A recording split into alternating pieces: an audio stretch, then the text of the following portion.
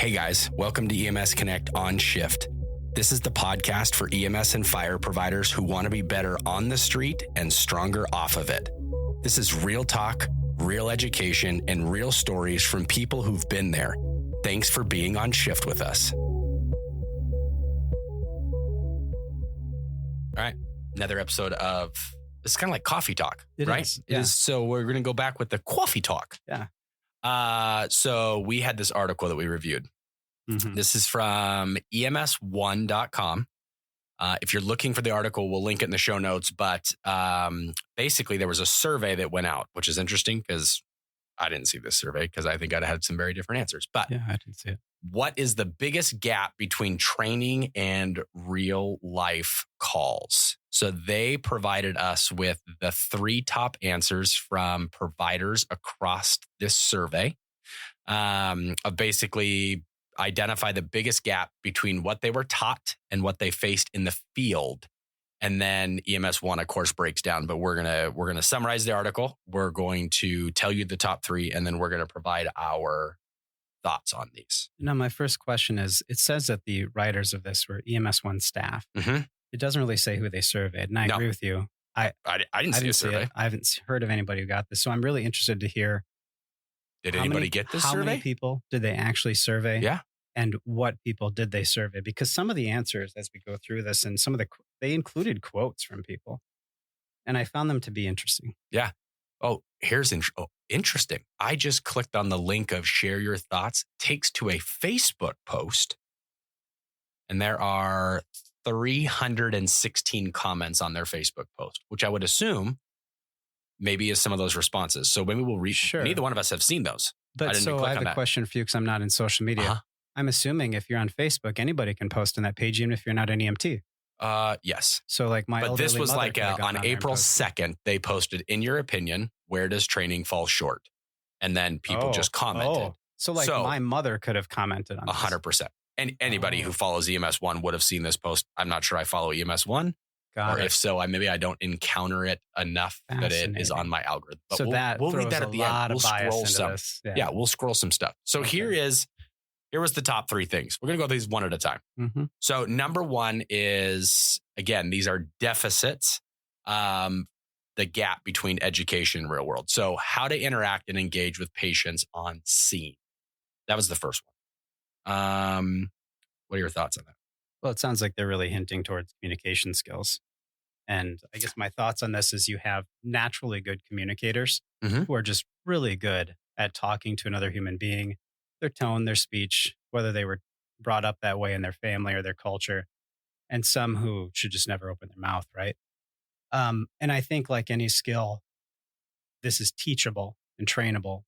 And so if you are perceived by others, or you fortunately have enough self-awareness to understand that you are not a good communicator, this is something you can practice. If you are not a good communicator, have no intention of taking that criticism or learning, then I think you should probably take a step back and let other people communicate for you so you don't mess things up. So, I mean, on an EMS team though, right? Shouldn't we all be good communicators?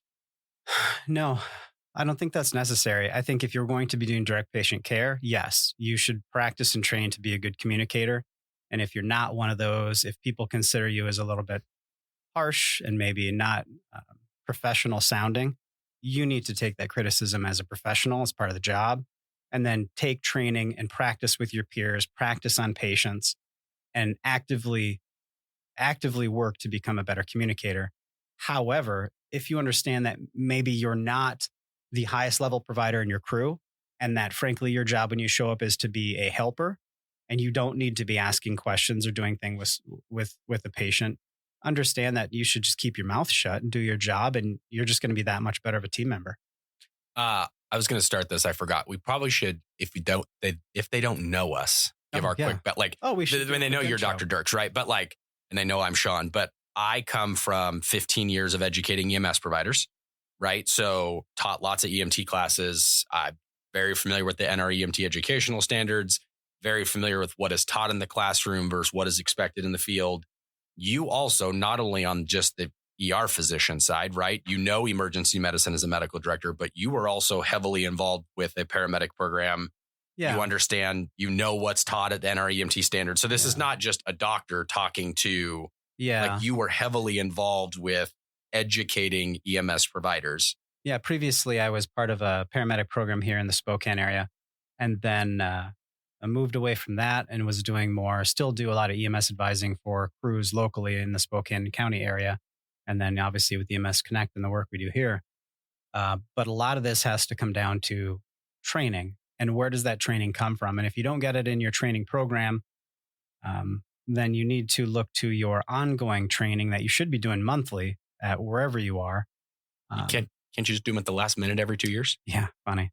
But also, I want to say, as a medical advisor, so in our area, I'm basically a consulting advisor. I'm not employed by the fire departments or EMS agencies I work with. And as a consultant, my perspective is I'm happy to come in, whatever it is, every other week or every month and do training. But what they shouldn't expect me to do is come in and teach them the shit they should have learned already in school. Right. I'm there to reinforce proper behavior, proper techniques, train skills, help them with things they don't understand. But I'm not there. That's the fundamental. And I think educators miss this. The difference between education and training. They are not the same thing. No. And so when I show up to do training with staff, and I think every EMS provider should understand this with their medical advisors, is when their medical advisor / consultant shows up, their job is not to be your boss. Their job is not to handhold the crew of 20 who showed up that night for training and they think it's social hour. My job is not to sit there and go, listen, everybody shut up, stop chit-chatting, and let's do this. That's their boss's job. So if there's a battalion chief or training officer on scene, that's what I expect of them. And if they're not doing it, that's not my problem. I'm not going to do it. I'm there. They better pay me. And I'm going to train the best I can and I'm going to walk away. But if you show up for training and your plan is to have social hour, you're not going to learn. And then you're going to have comments like some of the comments we had in here. And I find it very interesting. Yeah. And so basically this article then breaks down each one, right? So this says on-scene interactions with patients were one of the most cited training gaps by readers, including how to engage in small talk during exams, how to maintain a calming presence, and engage with concerned family members. I'm not going to read this whole piece because it goes into quite a bit of detail. But again, it's talking about like teaching new recruits how to care for their patients when they treat them. But definitely read that quote. Okay, so this is quoted, right? Yes. So teaching new recruits how to care for their patients when they treat them. Reassuring hands, calm, soothing voice, be personable, add a little humor to ease the patient's nerves. What are your thoughts on that? That when I read that, and I tightened up and I wanted to just slap that person across the face. There's like a fine line, right? I agree with soothing voice. I agree with an assessment should be a conversation. It is not a bullet pointed algorithm, mnemonic based questioning, right? I think we know that getting EMTs and even brand new paramedics to this level of it's ABC or it's March or it's whatever freaking acronym you want to use. And I'm a big acronym person, but that's to teach you the skill. That's not for you to replicate the algorithm when you're doing the skill, right? It's more for the education piece, not the training piece. So I think there's good power in stepping away from algorithms and checklists and getting into just a general conversation with a patient. But I don't know about it was a little touchy feely for me. Well, so my problem is that kind of last half of it. Be personable, add a little humor to ease the patient's nerves. There is a very big difference between smiling at another human being and then trying to be a comedian. Yeah, crack a joke while they're having chest pain. Yeah. I don't really think now's the time. I can't imagine any scenario in dealing with, let's really limit this to adult medicine. So adults having problems and pain and injuries. There is zero reason to ever crack a joke or try to make them laugh. You're there as a provider to provide compassionate care. And we'll talk about compassion and empathy here in a little bit. But your job is to relieve suffering, and you have a duty to perform things and do things that might even cause more pain. Your job is not there to make them laugh. And what you do if you try to be humorous, and I've seen this over and over again when people drop people off in the ER and EMS providers who try to be comedians, you just sound like an idiot. And you're putting yourself actually out there, risk of liability if your joke fails. Right. If it's taken the wrong way, because not only are you now trying to make them smile, but you're expecting the patient and family's perception of your comedic comment to be taken funny. And it's likely not going to be. It's likely going to be taken to be off-putting, weird, strange, socially awkward. Don't do it ever. There's no reason. I like that. I like that there's a couple quotes up here in this article, and some of these I feel like were good, right? This one, in the field, you're dealing with real people with real problems. Talk to them. Don't get so caught up in what to do, you ignore who they are. I kind of like this one, right? The tail end, maybe not, but these are real people, real problems. They're not in the textbook. Your patient didn't read the textbook. Your patient doesn't know what to tell you. You have to know the questions to ask them to get them to describe to you what they're experiencing. Yeah. And I think that's what the classroom doesn't do a great job in. I don't go up to my patient and say, when was the onset of this? What is the provocation of your pain? Like, you have to be able to take the root and apply it to, so what were you doing when this started? Does something make this better or worse? What does it feel like to you? Like, being able to articulate that is important. Again, I think it's that, like, the next one talks about small talk and things like that. I do like the compassion piece. Something that I always do is take care of a patient. We're professionals. We load the patient in the ambulance. Either you're in the ambulance and off they go, or the ambulance leaves you and you're still left. I do like this piece of talk to the families, parents, and understand that they need some sort of explanation. So once the emergency is gone, going to the family and saying, do you have any questions of what occurred? Is there anything else we can do for you before we leave? Have a great day. Yeah. That kind of thing. I think there is power in that, but I don't think that's directly related to patient care, because if I'm in charge of patient care, I may not have time to talk to the family. That's my partner's job, or the crew lead's job, or the lieutenant's job, or whatever, because I feel like both need to be done, but not by the same provider. So I think there needs to be some sort of separation there. Yeah.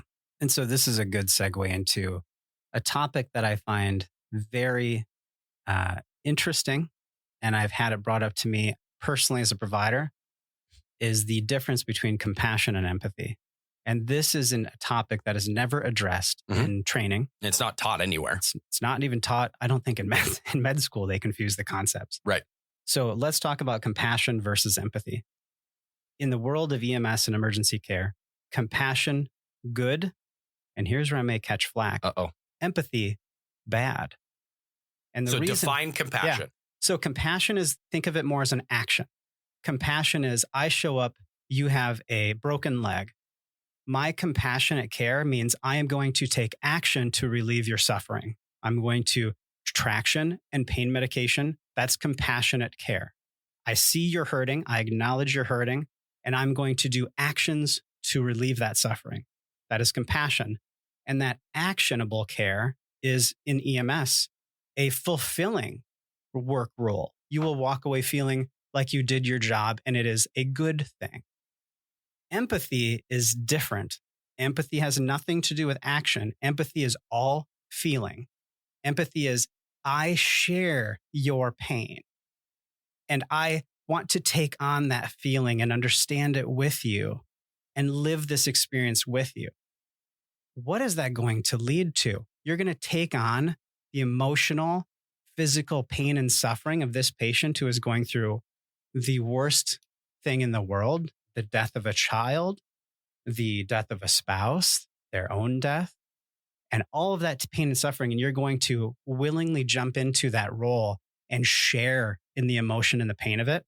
What will that naturally lead to? The natural consequence is depression, anxiety, suicide as an EMS provider. So now you can start to see, if we keep harping on EMS providers, show empathy, we're pushing them into this world of feel what your patients feel, experience what they experience, and suffer because of it.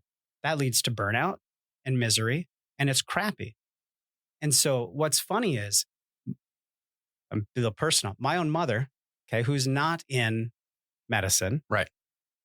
doesn't know the difference either, just like every other human being out there, including most medical and EMS professionals, right? Nobody ever talks about this. Right. And so she hears me talking about patient care, coming home from a shift and dealing with patients. And you know how that is. And her perception is, I lack empathy. And she saw that as a bad thing. And in my head, I'm like, I don't really want to correct her. But yeah, I intentionally don't want to be empathetic. I want to acknowledge their pain and suffering, help them through that by doing actions to relieve it, whether that's removing their mean spouse from the scene or providing pain control, etc. But by no means do I want to take home their pain and suffering to my life. I don't want that. I don't want to burn out. I want to have a long, fulfilling career of lots of compassionate care. But by no means do I want to empathize and live their suffering with them. And some people may listen to this and go, I don't agree with that. I think that's mean and you sound evil. Well, I would say this. I've been doing this 20 years. I've never suffered from anxiety, depression, or suicide. I've never hated my job so much that I wanted to walk away because it was burning me out in that emotional way. And I challenge those providers who call me evil for these thoughts to evaluate their own life. Have they ever suffered from sadness, grief related to the job and the patients they've seen? Are you able to walk away from the end of your shift and go home and be happy? Or do you take all that suffering home with you? Well, maybe you need to focus more on compassionate care instead of empathetic care. So that's just my 2 cents. And I guess the hate mail will proceed. Yeah. You can find his, no, I'm just kidding. His cell phone number is. Well, and actually, I welcome feedback. No, we want feedback. I would like to know if EMS providers listening to this think I sound evil, because if that's the case, it proves to me that what you're being taught and what people are shoving down your throat is wrong. And that is what is leading to the rates of depression and suicide we see in EMS. Like what is going on? Well, and I think we saw this, right? We posted a video of a clip of you speaking, and the clip was about getting updates on patients. Oh, yeah. Remember? And your statement was, don't do it. I never do it. Now, mind you, we did take that little 10-second clip out of the contents of what you were saying, and we posted it on social media with the intent of getting like a response, right? And there were a lot of people who were like, I totally disagree. You know, I want the patient care closure. I want to know what's wrong with them. And again, I did disagree with you a little bit in the fact of there are some patients. I can play devil's advocate with myself that I want to call and be like, I'm interested. I thought it was a STEMI. I got him to the hospital. I didn't have the time to wait around. I call back and go, was my thought process correct? Which is different. That's learning. True story. Right. And so we took your statement out of context, and we did get hate mail. Right. But I will tell you, I think there is that piece of how much of your patient follow-up is driven by empathy. Bingo. And not by compassion. And the thought of, did I do a good job equals, did the patient survive, or did the patient get better because of what I did? That's your thought process. You're going to have a short career. Right. So but what I loved is you did start with compassion, because what I heard you say, and if you think he's a mean, hateful person, then go back and listen to the compassion piece, right? Absolutely. Because you're saying compassion is a requirement. Oh. You should lead with compassion. You should assess with compassion. Yeah. You should show compassion. Let me be very clear. When I walk into a room and walk out, my first thought is, what is the most appropriate compassionate care for this patient? And maybe that should be our mindset. Absolutely. Because our job is to, first and foremost, relieve pain and suffering. And then, if we can, diagnose the problem and fix it. Right. Can you teach compassion? Yeah, absolutely. Everything's teachable. I mean, anything is teachable, right? And compassion isn't something you're innately born with. Some people obviously have way better situational awareness and can read people's faces better. And some of that is just the culture they grew up in and what they were taught. But absolutely, compassion is teachable, because compassion is it's not an innate skill. It's basically, you walked in, you did an assessment. Is the patient in pain objectively? Yeah, they look fucking miserable. Okay. How do we treat misery and pain? Well, you have these meds, you have traction, you have these manipulations, you have this stabilization. So compassionate care, I think people think about, are you compassionate? And they're melding empathy and compassion together, and they need to separate the two. Compassion is an objective, actionable thing. Empathy is, I feel. What is my lived experience? It's this whole personification and subjectification of suffering and absorbing that as their own person. No, like, why are you doing that? You can be an absolute pro on scene. You can show compassion. You can smile at the patient. You can do the care you need to do being compassionate, but still walk away from that case being an absolute pro and moving on to the next case and knowing that's your fucking job, right? Right. You got to do it every day. So if compassion is teachable, should it be taught in an EMT class? I'm going to start at EMT. Absolutely. Should compassion be not a chapter, but should compassion be an objectable thing that EMT educators are teaching brand new EMS providers? Absolutely. Like, I think in a class, you present a scenario. Scenario is, 60-year-old patient, diaphoretic, nauseous with chest pain. What's the first thing we should do? Well, they're suffering. How about we start with, let's try to get them feeling better as we set up the 12 lead, as we then proceed with diagnosis and management. But first things first, kind of like, let's be a little empathetic. Okay. Let's play devil's advocate. Put yourself in their shoes.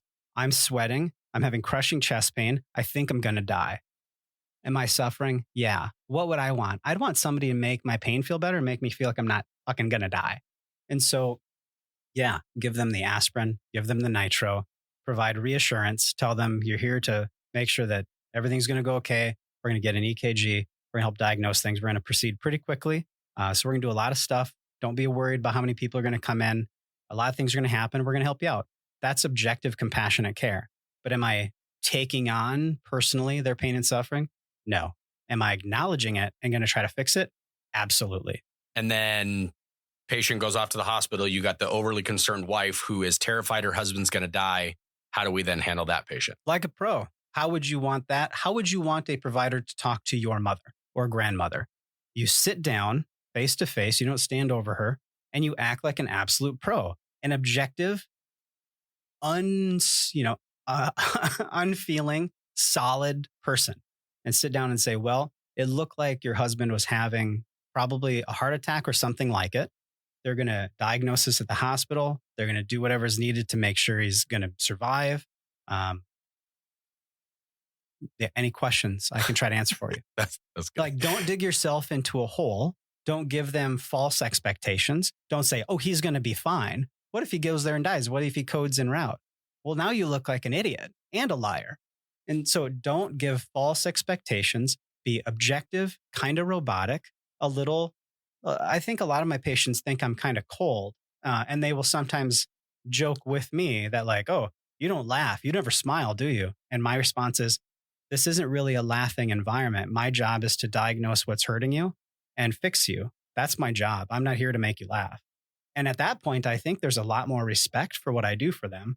And they know that I'm not just going to be some kind of dipshit who's there to kind of like, maybe I'll figure it out. Maybe I'll make you laugh while you're here. I mean, I'm not Patch Adams. I'm not there to be the dude. I was going to ask.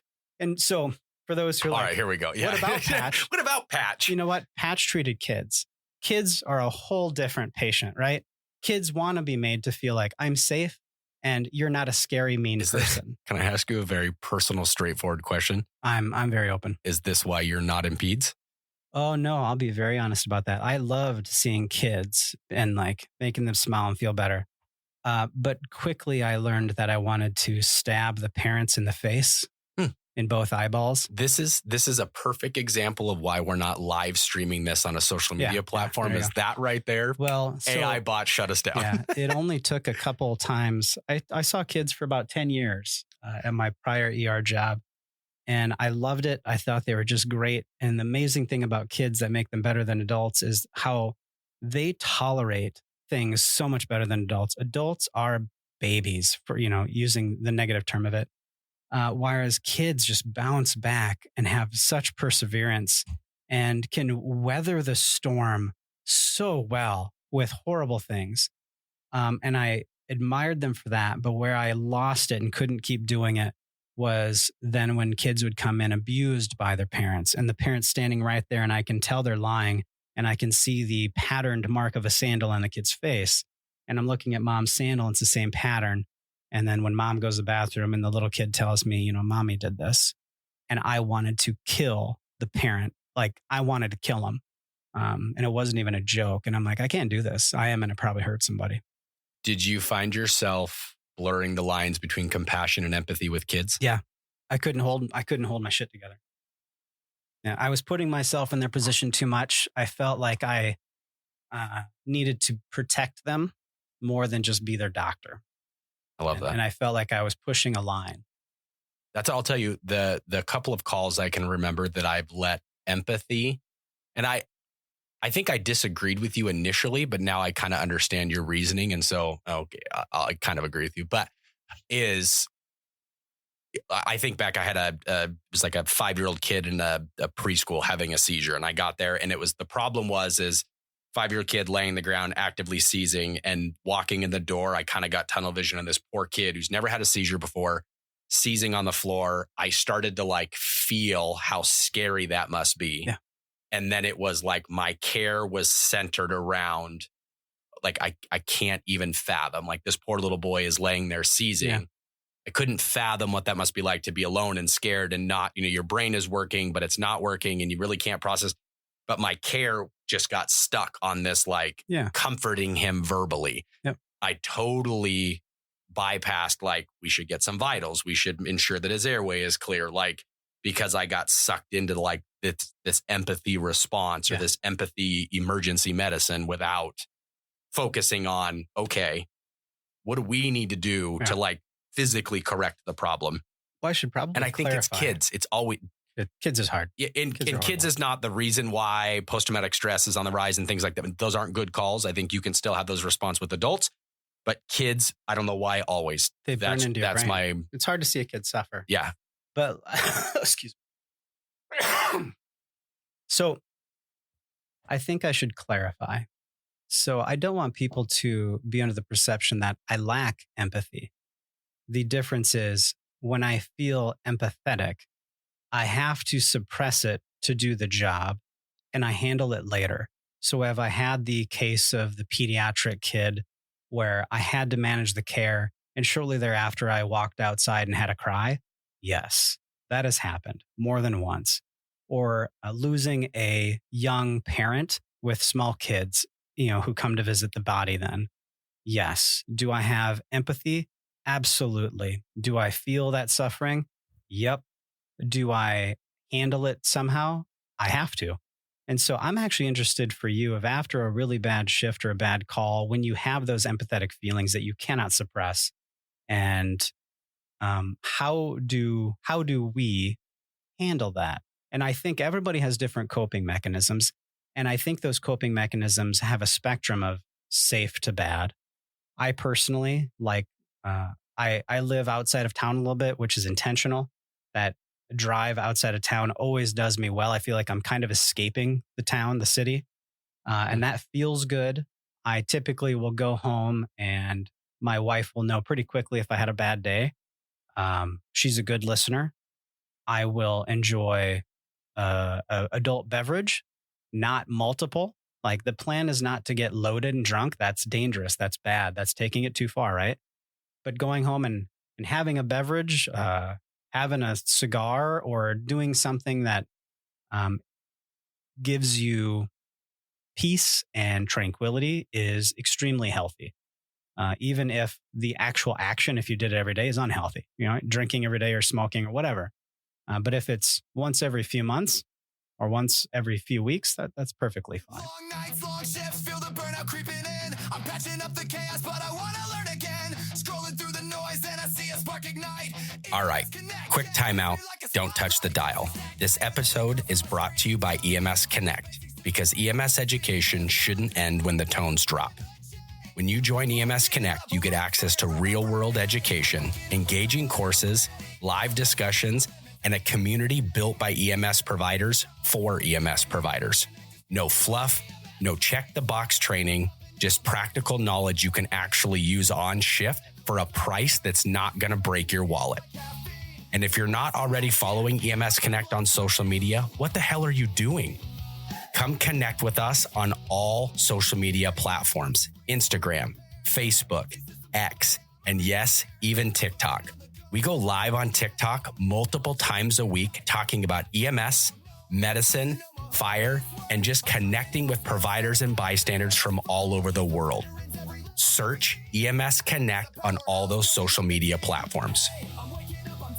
Want the conversations that happen after the shift? Join the Discord community, Medics After Dark, where the tones are down, the coffee is strong, and the conversations are real. This group is hundreds of people strong and has great channels for everything EMS. We're talking education, mentoring, friendship, and even real peer-to-peer support. Come join the virtual EMS break room without borders. The link to join is in our show notes. Quick shout out to the Fractured Saints for the music you're hearing in the background. We appreciate the support. Please make sure to check them out on Spotify. Their link is also in the show notes. And hey, if you're enjoying the podcast, do us a solid, rate, review, and share EMSconnect on shift. It helps us support EMS education everywhere and keeps this content coming. All right, back to the episode.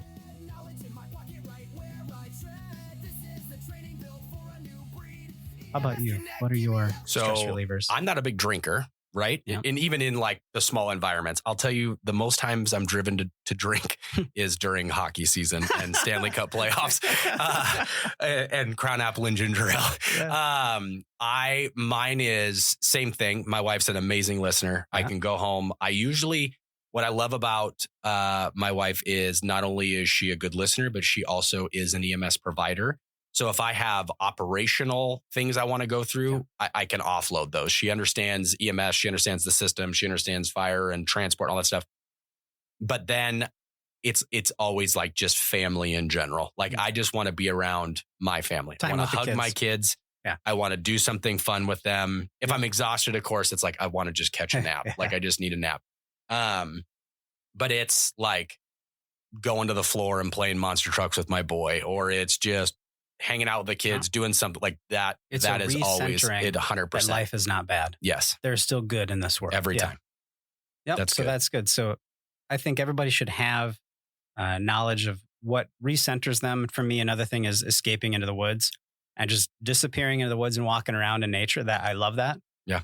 Everybody should have their relieving things for when those empathetic shifts happen, because we can't avoid empathy. While I say empathy is bad, and I'm going to still catch crap. I just know I'm 100%. This is going to, you are While I think in our jobs, empathy is bad. T-Dirks at EMSconnect.org. There you go. I'm going to put your email. Yeah. It's impossible to avoid, and it will lead to burnout. And you need to know when burnout's happening, and it's because of empathy. I love that.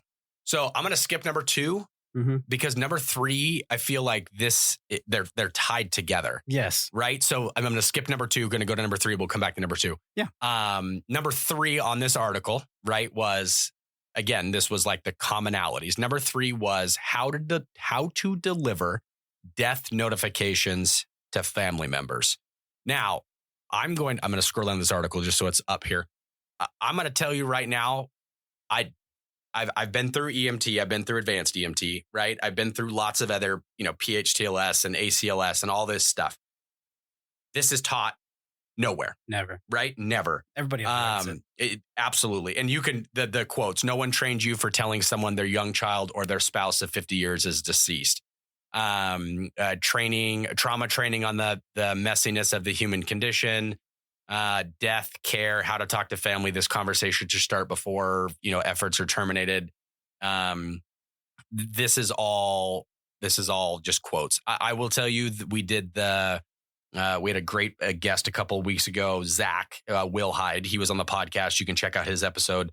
But off recording, he said something interesting. And I think I told this to you a couple of weeks ago, was he felt like that EMS has this weird, we are blessed, almost cursed with this we know minutes before you do that your life is about ready to be just destroyed. Yeah. Right? We're working that cardiac arrest. We're looking at the rhythm. We know where we are in the algorithm. We know what medications we've pushed. We know we're looking at asystole or PEA. And we know almost without a doubt in 10 minutes, we're going to be in a conversation with the wife down the hallway who's sobbing, crying, praying that her husband is alive. Who still has lots of hope. Has all the hope in the world because we are there. We know in 10 minutes, we're about ready to destroy their lives. Like we're going to walk down that hallway and we're going to have a conversation with them. So that is not taught. I totally agree with this. It is a huge gap between education and street medicine. So first off, I want to hear your thoughts, and then where do we go? Where do we go from here? Yeah. So it's absolutely correct. We don't teach this in school, and it should be. It should be taught in EMS and med school. Some med schools do some teaching on this, not in the past, but in the last, 20 to 50 years, there's been recognition that this is a need and people need to be able to communicate. And frankly, some of that came about from probably a desire to avoid liability, right? To screw up and say the wrong thing and get sued. So it's needed for multiple reasons, but the primary should be to be compassionate and relieve suffering of the family. Right. So interestingly, we on EMSconnect did a session back in 2015, and it was called Delivering Bad News and Coping with Stress. And it was taught by Dr. Wendy Knowlton, who here locally is a palliative care physician. So truly a doctor that all they deal with is death. Right. And so you talk about a total pro in delivering bad news and coping with stress. So Dr. Knowlton talked about different ways to communicate death notifications. But I would say personally for me, when you deliver a death notification, where people fail on this, excuse me, good sakes, is that they think they need to spend a lot of time explaining all of the things they did and kind of work up this narrative and story of how did the death happen. 20 minutes later, they finally get to the point of like, your husband's dead. And the patient or the family's like, what did you just do to us? You were talking for 20 minutes. We didn't know what was going on. 20 minutes, we're like, well, is he okay or not? And you've known the whole time, you asshole. So don't take such a long time. So what I've learned is that you had an objective job to do with your patient. You did the tasks you were supposed to do, you did them quickly, and you moved on to the next problem. It's no different delivering bad news. There is no good way to do this. I mean, when I say good way, I mean, don't delay it. Right. But there's nothing that's going to make their pain and suffering better. They're losing a loved one or a child. Like, this is the worst day of their life. The only role you have in it is to effectively and efficiently communicate that information with no confusion whatsoever. And so if you think about that objectively, it means keep it sweet and short. I will walk in, sit down with the family eye to eye level, and I will tell them right off the bat, I'm sorry, but I will use the first name. I'm sorry, but Fred is dead. Immediately. Like, why would I beat around the bush and let them guess? And I immediately let that settle in. I'll be quiet because there's going to be tears, screaming, stages of grief, right? Yeah. So they're going to be very upset, and you don't keep talking while they're then screaming and upset. You sit down and wait. You delivered the news. Your job is done. Literally, that's all it took. I'm very sorry, but Fred is dead. How hard is that? That's not hard at all. The hard part now is sitting and waiting for them to finally ask you a question. If they're just no questions and they're looking at you, you tell them, I'm available for any questions if you have them. Does anybody have any questions for me of what we did or how this could have happened? And you then just become a communicator of information who knows more than they do. So they might say, well, how could this have happened? He was fine yesterday. And you then be an objective pro and keep it, again, short and sweet. Well, sometimes these kind of things, if it's a heart attack or a blood clot, can happen in a millisecond, and they were totally fine the day before, and a clot moves or something narrows and blocks, and their heart goes into a lethal rhythm and they pass away, and there is no time for anybody to do anything. So nobody did anything wrong. So you provide them reassurance You can provide some empathy, maybe a little bit here. Oh, but careful. at the same time, you're actually being compassionate. You're relieving their suffering by performing an action. And my action is reassuring you, the family, you did nothing wrong. It's huge.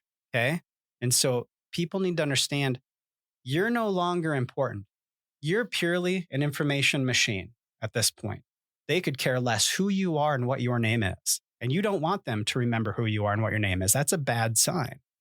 You want them to walk away from the scenario going, you know what, that crew that showed up worked really hard on Fred, and they were professional and dutiful, and they sat down and they answered questions that we had, but they didn't get in our face and like make us feel bad or like we screwed up.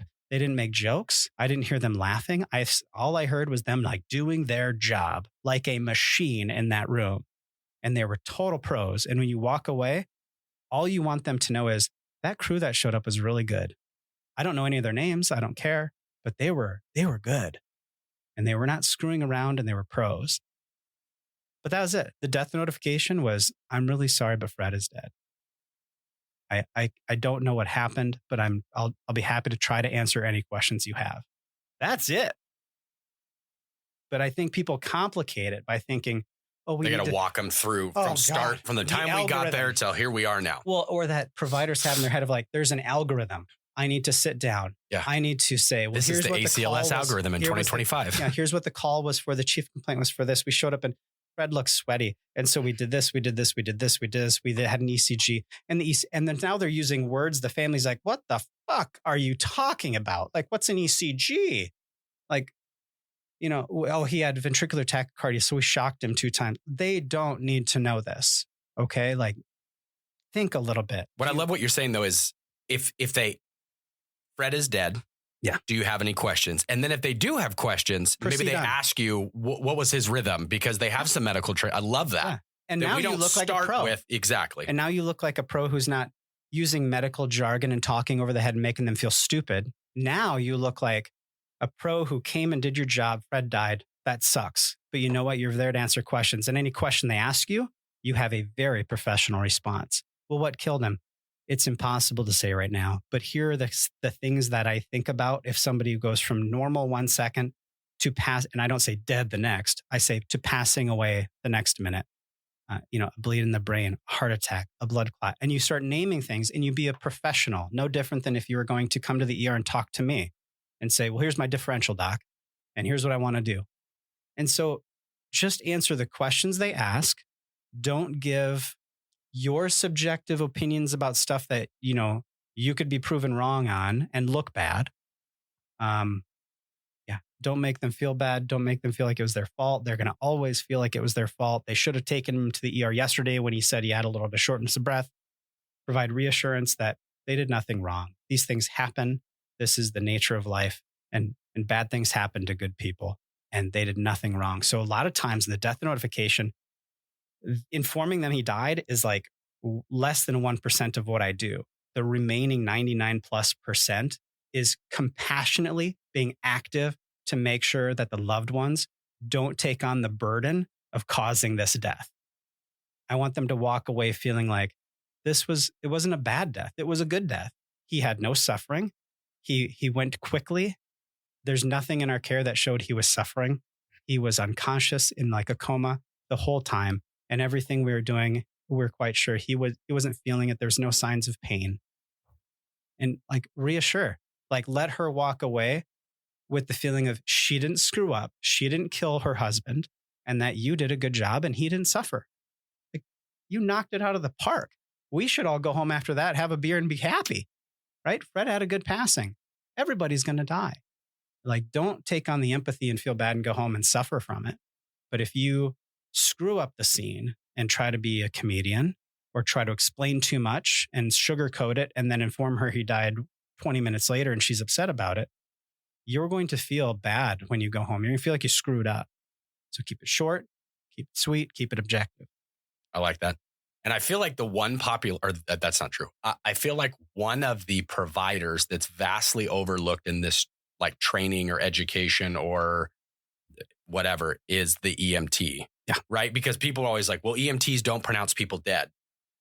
True, if you're looking at the definition of pronouncing, But how many times does the BLS agency get toned out for the alpha or, the obvious dead? We get there, they're cold, they got rigor mortis, they got lividity. We still have to tell the family in some cases as EMTs, yes, there's not a paramedic there because there is no possibility that this needs to be ran as a code or anything like that. But those are the poor EMTs and even advanced EMTs that have no training because, you're never going to pronounce someone dead. Well, that's not true. Wrong. We're going to go to these houses where they've been dead all night. Yeah. So then the question becomes should I have checked on them in the middle of the night?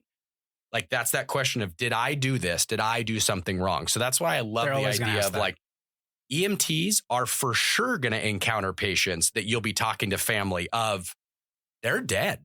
Oh, yeah. Because that is inherently part of our job is we go there in some cases after they are unsavable. Yeah. Right. And maybe the paramedic's not involved, or maybe you work in a rural agency that doesn't have a paramedic for an hour and you're going to be encountering these patients that are dead. And we should know how to have some sort of conversation about death notification, however you want to word that. Well, let's talk about, there's two issues with this that we need to address with the training side of things. So anybody who thinks the death notification is a paramedic's job is immediately inaccurate and ignorant, because this is not a skill. This is not a chest tube or an intubation. This is part of every EMS provider's job. People die everywhere in the world, whether that's urban or rural. And if you think you're an EMTB and it's not your job to be good at death notification, you need to pull your head out of your butt real quick. Secondly, when it comes to training, like you mentioned earlier, this is one of those areas of training that I think every agency can beef up on and have fun with it, actually, in training. You're going to do a monthly skills training. Excuse me. And, you're going to just practice IV placement that month, or we're going to practice dropping a nasal airway or giving aspirin to a patient. As a training officer, battalion chief, the lead doing the training, here's where you improve your training. Because let's be honest, all these trainings, from what I've seen, kind of get a little social sometimes. It seems like the smaller the department, the more rural, the more volunteer. They use these gatherings as social time. And it just kind of turns into a shit show, in my opinion, of people screwing around and not thinking clearly and critically about what they're learning. But as a training officer, what I would recommend you do is push your crews. So, okay, we're going to practice. We're going to practice. Make sure you give aspirin to a patient in chest pain. Okay, and so let's check off this skill. And your EMTB rolls up, and they got chest pain. They go through the history, the blood pressure, and they're on blood thinners. Okay, should we give aspirin? Yeah, I think we should give aspirin. Okay, go ahead and give the aspirin. You assist the patient giving aspirin. The patient just went unconscious. You see a flat line on the monitor. What do? And you just throw this cardiac arrest at them, have them run the code, have the patient pass away. All right, the wife is over here and you need to go give her an update of how he died. And it went from, we're going to practice aspirin tonight, to now I'm giving a death notification as an EMT volunteer. That's good training. And so I think it's more like live fire. Like I wasn't in the military, but I understand they do live fire training where they are doing an obstacle course and running stuff and doing scenarios under actual things exploding and shots going off. I think live fire training in the EMS world is absolutely critical for preparing people for the chaos of the real world, which is impossible to mimic, right? So the goal is to mimic it as close as possible. So take those scenarios where everybody shows up for training that night and everybody's going to be doing OB training. Everybody knows what's going on. Everybody shows up for social hour. Everybody's relaxed. Throw a curveball every time. Throw a curveball so they kind of show up to training and start going, oh God, what is Sean going to throw at us tonight? Like every time he does it, I just freak out and I don't know what I'm doing. That's exactly what you want. That's a live scenario. Throw the curveballs, get people riled up, make them sweat, make them extremely uncomfortable, and then take it further and make them explain, have this other EMT over here. Okay, that's the patient's spouse. Go explain the death to them and tell the person early, I'm going to pull you aside as a spouse. I want you to be angry. I want you to be like, what did you do? Why did he die? You guys screwed up. Like throw curveballs all over the place. Make your providers think outside the box and try to be professionals on the fly when they have no training for it. And that live fire will just desensitize them to the stress of it. So in real life, when it happens, they're going to be much more prepared. Well, and that will go into number 2, right? We're going to go back to that. But I want to just hit on that because I loved how you said death notification is not a paramedic's job. No. Because maybe you understand your team dynamic and your paramedic is not a compassionate person. So guess what? They're amazing. They drop tubes. They know the algorithm. They know how to push drugs. They know how to manage a cardiac arrest with EMS providers. But quite frankly, they just suck at talking to people. Yeah. So maybe then they don't need to go do the death notification. You Maybe don't the want them to EMT is the most compassionate person on that team. So then you send them to go do the death notification. Absolutely. So like any team, use your specialist. Yes. And if you recognize, sometimes it's not the paramedic. Oh, a lot of times it might not be. Sometimes it's not the doctor. No, I absolutely. that was just a shot No, at that's you. very accurate. Yeah. Like you have a team, use your specialist. You don't put every player at shortstop. You put the best shortstop there. Right. And if you have a death notification to do, pick the person on your team that has the nicest emotional awareness of the room, stays professional, never talks out of their butt and says stupid stuff, is not going to be jokey and an idiot. Yeah, pick the least dipshitty person on the crew. And if somebody's offended, if the medic's like, why am I going to do it? Be honest with them. Say, you're a great paramedic. You're great with skills. But boy, do you suck at talking to people. And you need to work on that. And maybe what you should do is go stand in the doorway while the EMT gives the info. Learn. Like call out people and tell them, you're not great at this. Go learn from somebody. And that somebody may not be the same level. And if they're offended by it, you got something else to address really quickly. I like that. So this was the second one, but this is the third of this article, right? Hands-on training in scenarios that mimic the chaos of the field. And you were hinting at it, right? Oh, absolutely. So let's see here. The quotes from this one, that one's super long. I'm not reading every word of that one. The interesting thing, these are all like, you can tell what people were really passionate about because the communication one, the comments were super short and sweet. Even the death notification one was super short and sweet, but these, almost everyone that they referenced is writing like a friggin' paragraph. Oh, and I would like to address one of the comments I saw. Which one is it? I'll read it. Here. Which one is it? We don't have to read the whole thing, but the comment was, not everyone is self-motivated. So I think the company should push for every shift change, doing a little bit of drug dose calculations and formulas, and then weekly putting hands-on vent and doing vent training. Oh, there it is. Let me go back to that one. What are your thoughts on somebody complaining that they're not getting enough hands-on training, and one of their first statements is, well, not everyone is self-motivated. Then maybe you should find a different job. Bingo. Like some of the comments I'm pretty sure that like the affective domain is your job. You should have a continuous growth mindset. When I was in training and residency, I would go home and in bed, I would imagine myself in the next scenario tomorrow. The gunshot wound to the chest that just lost pulses and blood pressure. And I would then watch myself walk through how I would approach the chest on the left side, where I would make my incision, how I'd put the rib spreaders together, where to put the rib spreaders in the proper direction, how to open them quickly, how to then instruct staff next to me to position things, how to reach in and open the pericardium. I would envision myself succeeding in this task step by step. I would then practice that regularly. I would be in the ER in an empty room, and I would get approval to open up a thoracotomy tray, and I would go through kind of blindly putting together the rib spreaders. Where are the tools for this and that? Okay, preparing, being very active, self-motivated.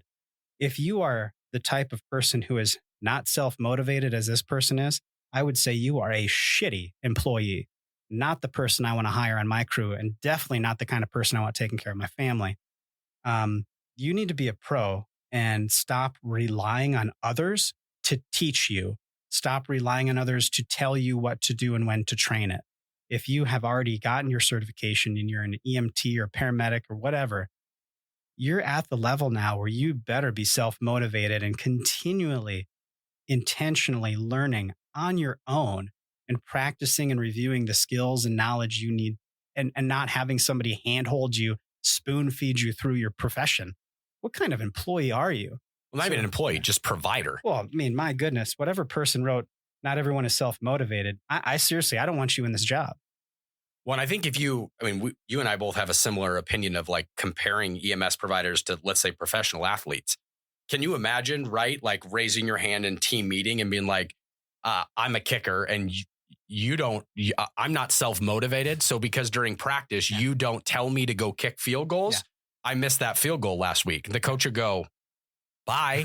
Like I'll find a kicker who's self-motivated, who kicks field goals on his off time or kicks field goals during practice. Like that is the dumbest. That's mean. I probably shouldn't say that. That is a ridiculous statement of not all of us are self-motivated. It's such a beta employee, right? Like, it's a total beta. I don't want a beta on my team. I want the alphas. I want the pros who are going to go get it, who want to be better. Well, and I'm sorry, but you not having familiarity with your own equipment is not my problem. Yeah, exactly. Like you should know, like we talked about this, right? Take your brand new EMT and as you're training them in the field training officer environment, have them sit in the airway seat, close their eyes and reach for a bag valve mask. Yeah. If they don't know where that is with their eyes closed, then they are not proficient in the skill. They should not have to look through 3 cabinets to find the BVM. Now, if it's something stupid like a bottle of saline, sure, I don't care if you go search for that. But airway, breathing, and circulation, life-threatening corrections, they should know where that is. No matter where they are in the ambulance, whether they're upside down or right side up, they should know where that is at all times. Now, let's take it a step further because some people are going to call me out and go, well, of course they are. After EMT training, what if my knowledge isn't up to snuff on topic A and I've researched it myself, I've been self-motivated and I still can't figure it out?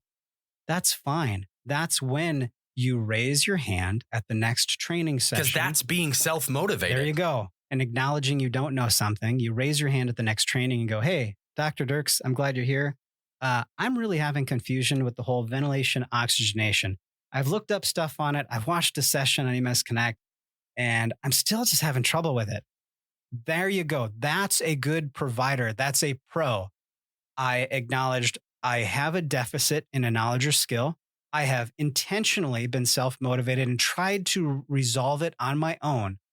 That's been unsuccessful. And now I'm acknowledging my deficit to my upper levels and I'm asking for help and training. That is a pro move. Then if your upper levels say, what are you doing? What's wrong with you? Go figure this out. That's bad them.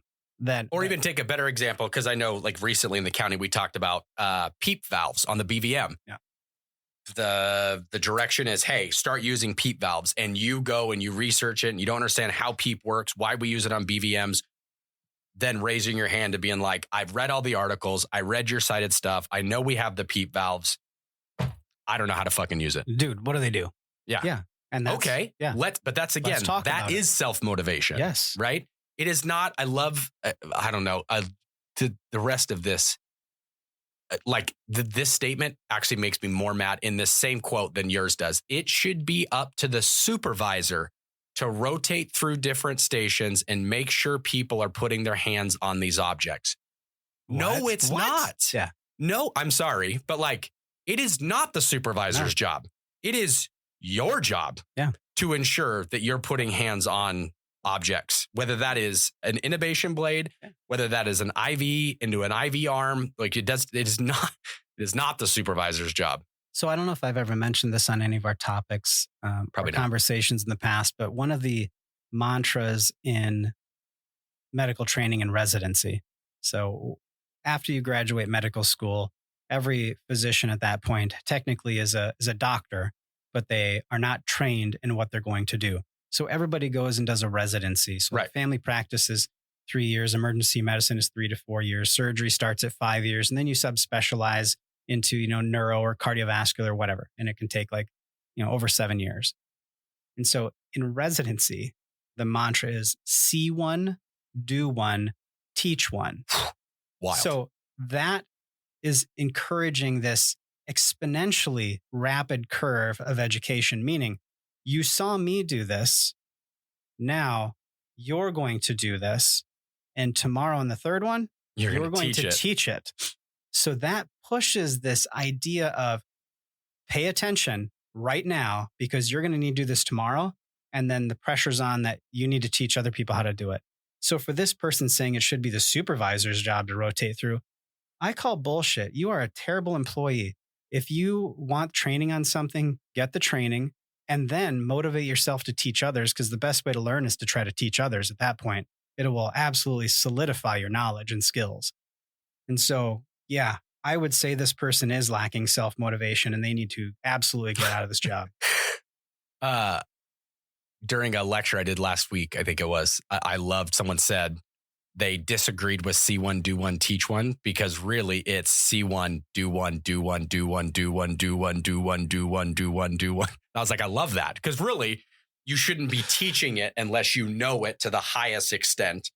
But again, I don't know. I like that. The sticker wouldn't look as cool if it was see one, do one, do one, do one, do one, do one, because you just think that you were. Well, and what happens to the next generation of providers? When are they ever going to learn if you keep doing it? Right. Well, true, but I like it a little bit. And what's funny, so in my job, I used to, anytime an intubation would be potentially happening in the ER, if there wasn't a student or a resident with me, I would always ask the APP, the advanced practice provider, the nurse practitioner, or the PA, who's working in a different part of the ER, not even seeing the critical patients. I would always ask them and give the opportunity, do you want to intubate this? Because my thinking is that tomorrow I may be that patient. I may drop dead on shift and I need all you nurses and APPs to save my life. And if I don't teach you how to do some of these skills, I'm dead.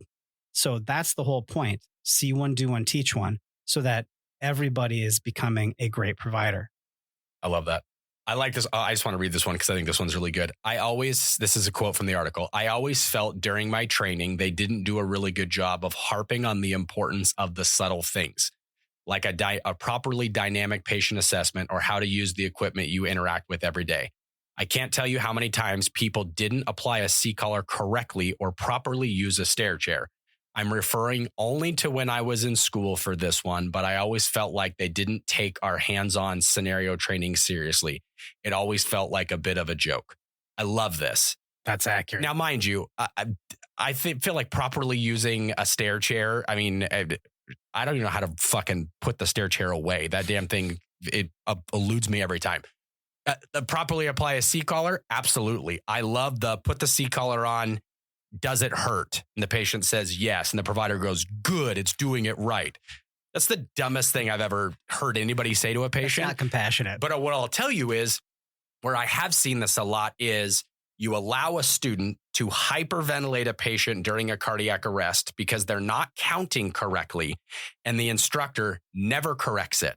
And then they get out into the field, and we've now seen hyperventilation in cardiac arrest patients, and everyone's hands are going up like, why does this happen? Because our educators and our training officers are allowing it in education and training and ongoing education because, well, it takes too much time to allow our provider to bag for 2 minutes if they're only squeezing the bag every 6 seconds. You're right, it does. Maybe then your training needs to be a little bit longer. That is not a fucking excuse to allow your provider to do a skill that will cause actual harm and death to your patient. Period. End of story. It reminds me of something that I heard when my son was in karate when he was younger. And in karate, they would always say, perfect practice makes perfect performance.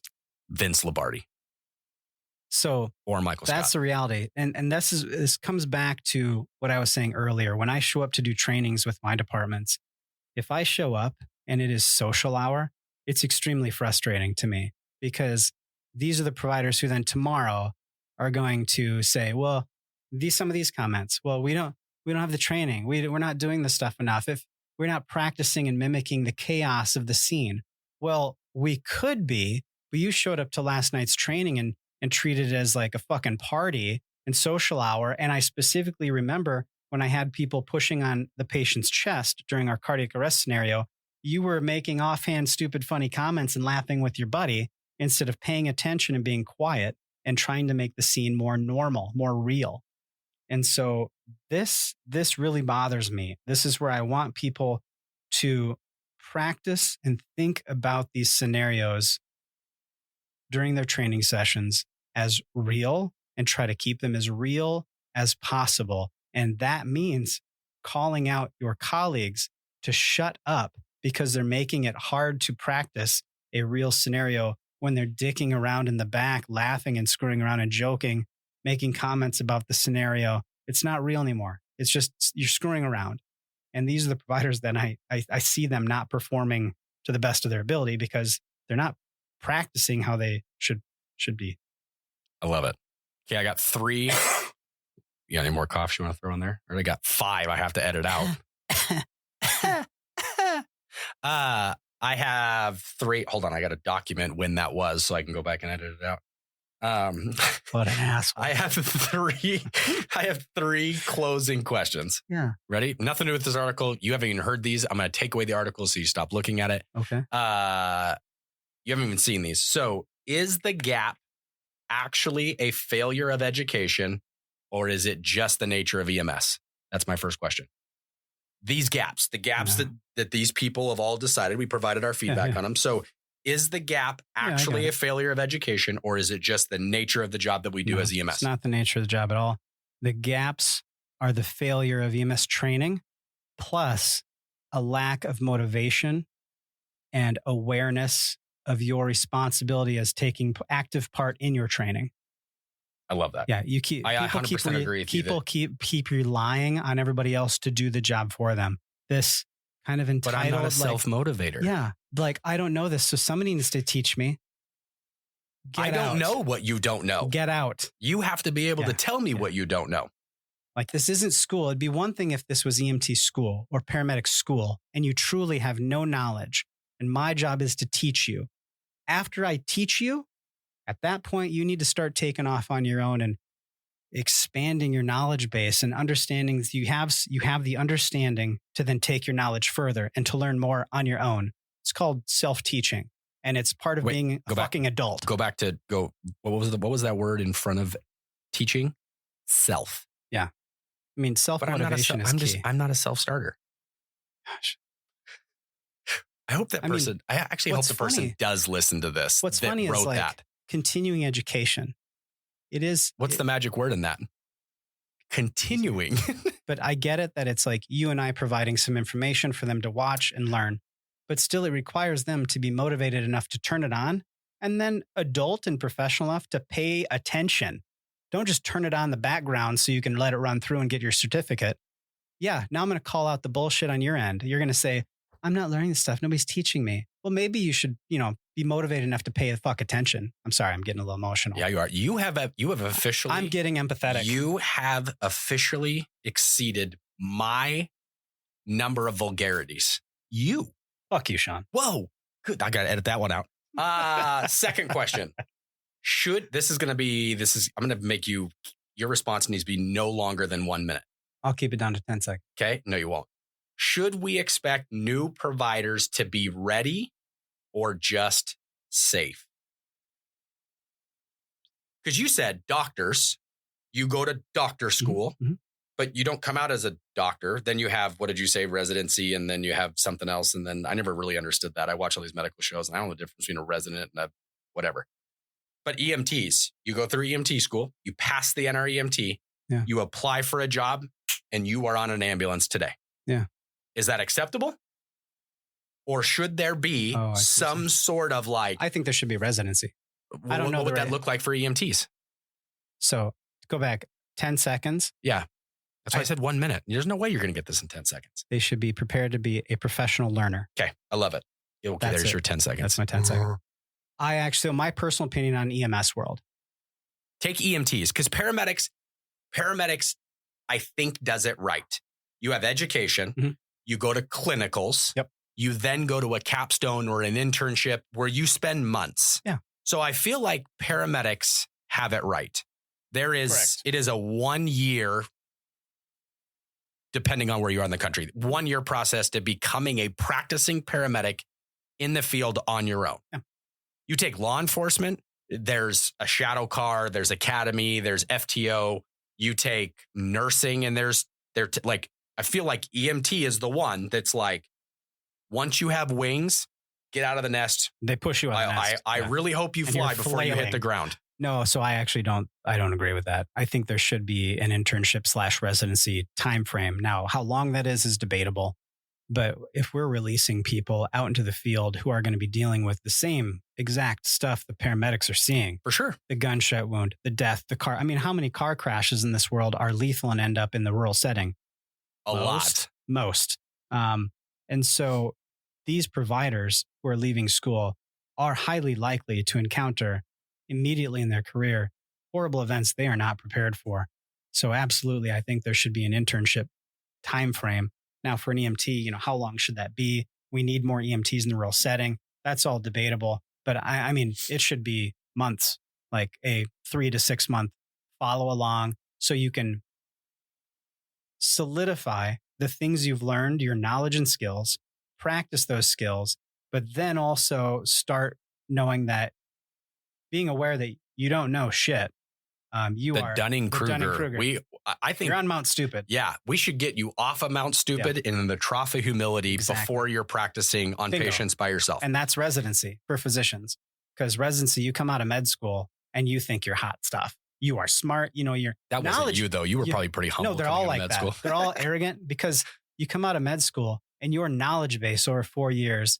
I mean, you're talking pharmacology, pathophys, radiology. You are so highly knowledgeable coming out of med school with absolutely no experience, with zero patient care experience. I mean, they do clinicals and stuff, but like you're not responsible, right? You don't feel responsible. You got attendings who have all the responsibility, but you have so much knowledge that you know that so many of your attendings you follow have lost so much pharmacology, don't remember the pathophys because they're so focused on, I'm an ER doctor. This is what I do for emergencies. Or I'm a surgeon. This is how I cut and do surgeries, my specific surgeries I do every day.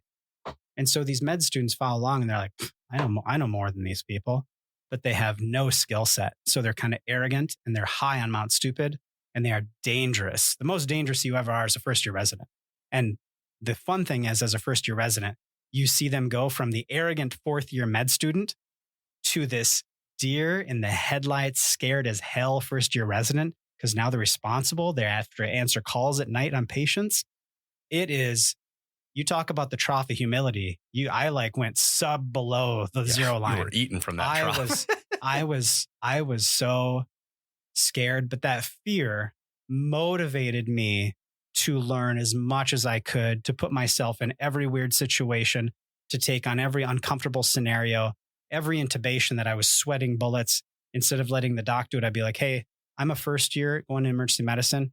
I don't quite know how to do this procedure, but I really want to do it. If you'd be willing to watch me and walk me through it and tell me what I'm doing wrong. And in my head, I'm vomiting. Like I am scared out of my mind how bad I could screw this up and look like a total idiot. But if I didn't do that, I'm not going to learn. So you have to put yourself out there. You have to take the risks. I mean, now it's different, but I would stay after shifts because I'd hear about a cool case coming in and I would learn so much. But yeah, there needs to be a residency and internship, and it needs to be healthy enough where providers leave and they're confident enough in their skills to do a good job, but also knowledgeable that I don't know everything by no means, but I have the skills and I know the resources where I can go get further knowledge. I love it. Last one. And your response needs to be within a minute. 10 seconds. How do we turn experience into intentional growth instead of just survival? Oh my gosh, this is like a complicated question. You have say it. I gave you a minute and you were like 10 seconds. This is like a sounds Oprah like the Winfrey debate with your wife question. How do we turn experience into intentional growth instead of just survival?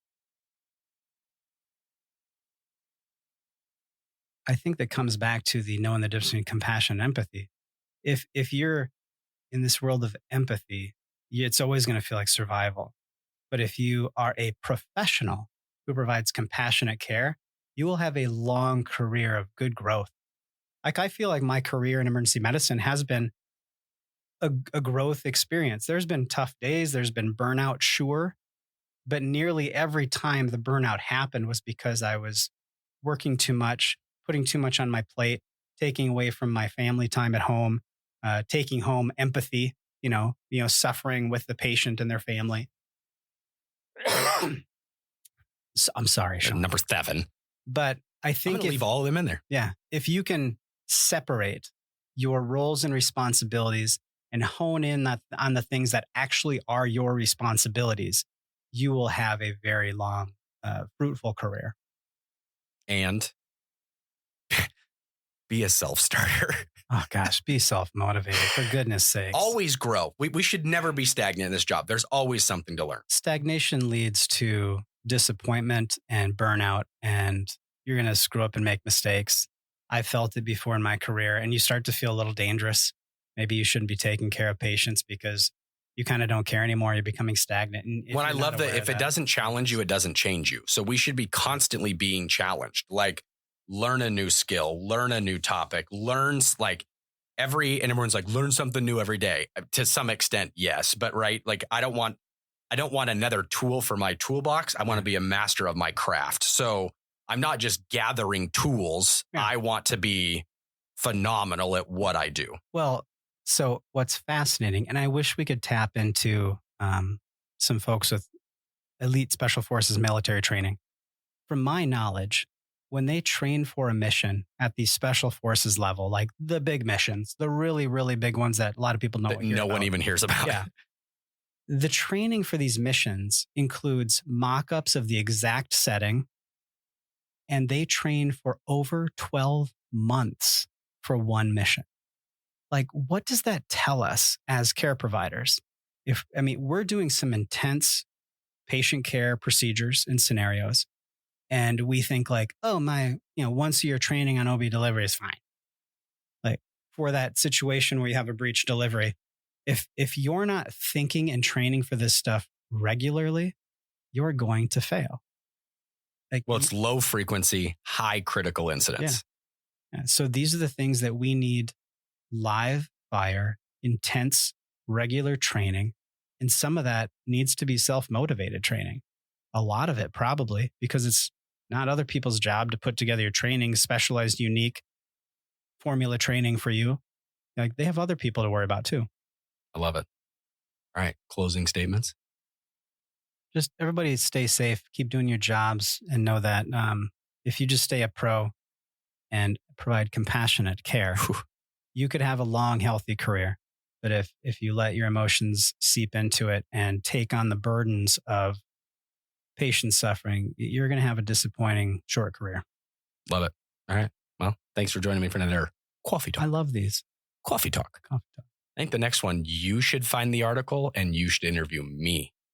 Ooh, challenge accepted. All right. Can it be non-medical?